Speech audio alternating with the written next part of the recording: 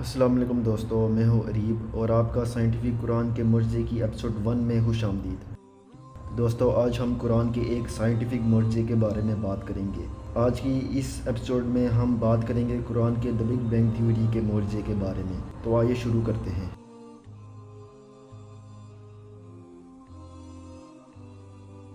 تو دوستو، the big bang event ایک فزیکل تھیوری ہے جو یہ بتاتی ہے کہ یہ یونیورس کیسے ایکسپینڈ ہوا تھا، صرف ایک ہائی ڈینسٹی اور ٹیمپریچر کے انیشل سٹیٹ سے۔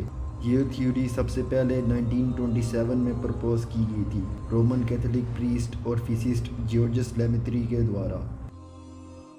تو آخر دی بگ بینگ ہے کیا؟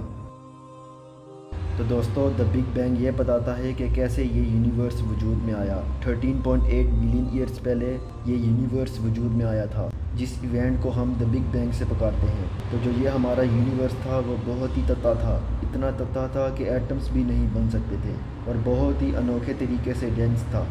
تو دوستو، دی بگ بینگ کے وقت میں ساری انرجی جو اس یونیورس میں تھی، جس کی وجہ سے بعد میں گلیکسیز، سٹارز، پلینٹس اور انسان وجود میں آئیں گے، وہ اس چھوٹے سے پوائنٹ میں بند تھی، اور یہ پوائنٹ ایٹم کے نیوکلیس سے بھی چھوٹا تھا، اور صرف میٹر ہی نہیں بگ بینگ میں وجود میں آیا۔ آج کے کوسمولوجسٹ کے مطابق میٹر، اسپیس اور ٹائم، ان سب کی شروعات تب ہوئی جب یہ مائکروسکوپک پوائنٹ اچانک تشدد اور تیزی سے پھیلنے لگا۔ آئیے تھوڑی اس تھیوری کی ہسٹری پڑھ لیتے ہیں۔ 1912 میں ویسٹو سلیفر نامی ایک امریکن ایسٹرونومر نے سب سے پہلا اسپائرل نیبولا یعنی اسپائرل گلیکسی کا ڈوپلر شفٹ کو میجر کیا تھا۔ تو دوستو، اگر ویسٹو سلیفر یہ ڈوپلر شفٹ کو میجر نہ کر پاتا تو ہم دی بگ بینگ تھیوری تک کبھی بھی نہ پہنچ پاتے۔ تو دوستو، فاسٹ فارورڈ کریں تو 1927 میں جب جیورجس لیمیتری نے پروپوز کیا کہ یہ نیبولا یعنی یہ گلیکسیز دور اس لیے ہوتی جا رہی ہیں کیونکہ یونیورس ایکسپینڈ ہو رہا ہے، تو دوستو یہاں سے دی بگ بینگ کے تھیوری کا آئیڈیا شروع ہوا تھا۔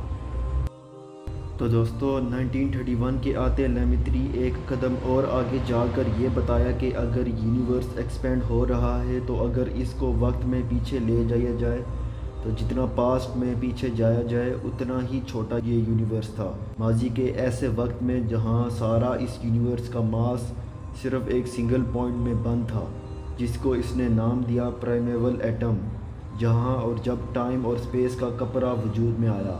تو دوستو، دی بگ بینگ لفظ سب سے پہلے انگلش ایسٹرونومر فریڈ ہوئل کے دوارا استعمال کیا گیا تھا مارچ 1949 میں ایک BBC ریڈیو براڈ کاسٹ کے وقت، یہ کہتے ہوئے "These theories were based on the hypothesis that all the matter in the universe was created in one big bang at a particular time in the remote past". تو دوستو، 1964 میں cosmic microwave background radiation کی discovery ہوئی تھی US کا physicist Arno Allen Penzias اور radio astronomer Robert Woodrow Wilson کے دوارا، جس کی وجہ سے 1978 میں ان دونوں نے فزکس کے لیے نوبل پرائز بھی جیتے تھے اپنے میجرمنٹ کے لیے۔ انہوں نے یونیورس کی ایکسپلوسیو برتھ کی تھرمل ایکو کو پریڈکٹ کیا تھا، اور اس ڈسکوری نے دی بگ بینگ تھیوری کو ثابت کر دیا تھا کہ یہ یونیورس ایک چھوٹے سے سنگل پوائنٹ سے وجود میں آیا تھا۔ تو دوستو، اب ہم قرآن کے the big bang theory universe کے کریشن کی معجزے کی طرف آتے ہیں۔ 1400 سال پہلے 7ویں سینچری میں اللہ تعالیٰ قرآن کی سورہ الانبیاء کی آیت نمبر 30 میں فرماتے ہیں: اولم یر الذین کفروا ان السماوات والارض کانتا رتقا ففتقناہما وجعلنا من الماء کل شیء حی افلا یؤمنون۔ کیا کافروں نے نہیں دیکھا کہ آسمان اور زمین دونوں ملے ہوئے تھے تو ہم نے جدا جدا کر دیا، اور تمام جاندار چیزیں ہم نے پانی سے بنائی، پھر یہ لوگ ایمان کیوں نہیں لاتے؟